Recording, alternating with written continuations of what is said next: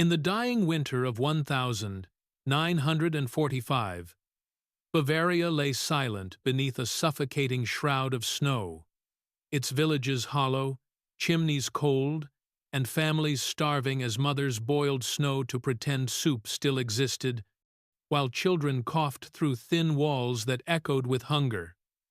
In one such house, Martia knelt over a pot, holding only a shriveled potato, her hands frozen, her breath a ghost drifting in the dim light, as her young son Emile stared out at an empty road, whispering questions she couldn't bear to answer about his missing father. Outside, the frozen church bell hung mute, its ringers dead or vanished.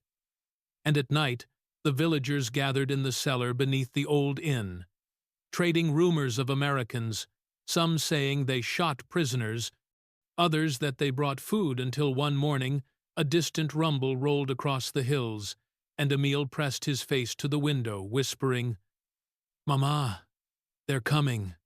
As dark shapes emerged through the snowfall, trucks painted olive green. The villagers stepped out in fear and hope, while an American soldier tossed a tin of milk onto the snow, making a boy's mother cry in disbelief. And soon the soldiers were unloading crates filled with chocolate, spam, powdered eggs, blankets, and coffee that smelled holy in the frozen air. Martia received a heavy U.S. Army blanket from a quiet young soldier, Ray, and watched as children squealed over chocolate, while soldiers moved with exhausted kindness. The civil affairs units had been ordered to prevent famine, but nothing prepared them for the sight of hollow-eyed children or women weeping over tins of milk. And Ray, just 19 from Iowa, knelt to offer a wary boy a chocolate bar, eating half to prove it wasn't a trick.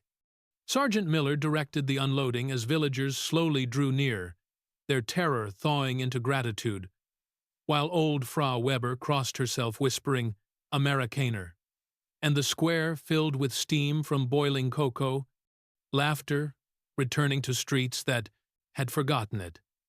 Yet not all welcomed mercy. 2 stubborn men stood scowling by the frozen church, refusing bread, clinging to pride even as hunger hollowed them.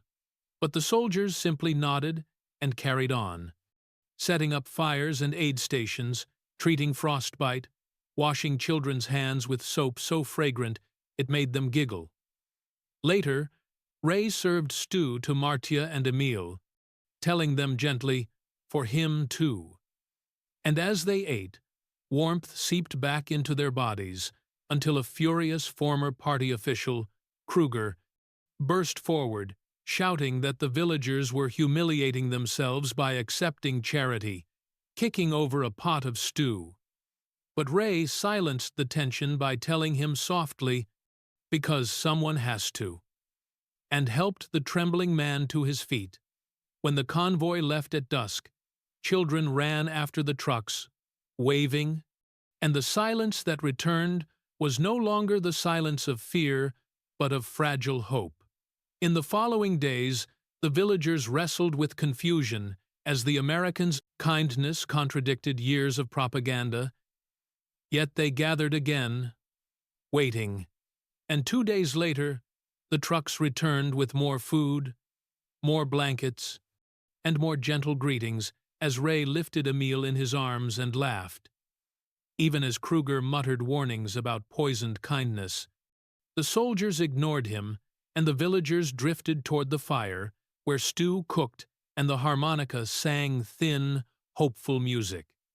When news arrived in May that Hitler was dead and the war over, the villagers did not cheer, but stood in stunned silence until Emile began singing a tune the soldiers had taught him, the first fragile melody of survival, and Ray handed Martia a package containing soap, a comb, and a letter from an American mother, urging them to teach your children to be kinder than we were.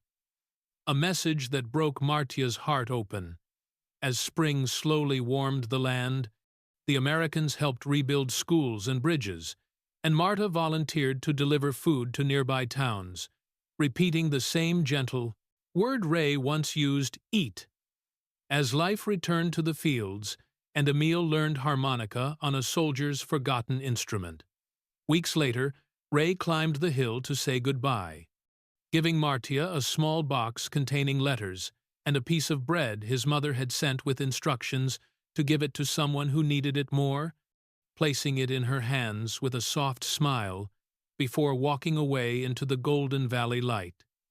Years later, Emil would tell his children about the winter, when the enemy arrived not with fire, but with food, when victory wasn't flags or treaties, but the quiet moment a tired soldier shared the last bread he had with strangers.